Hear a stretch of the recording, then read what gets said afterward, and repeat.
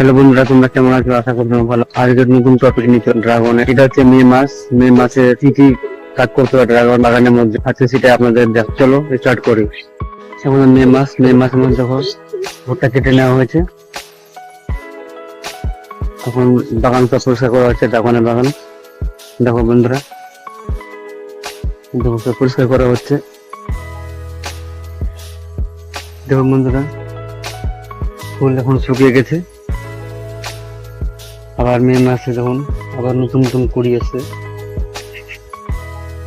এই দেখুন এখানে আছে সরা পচা যাতে না ধরে তার জন্য ওষুধ ব্যবহার করা হয়।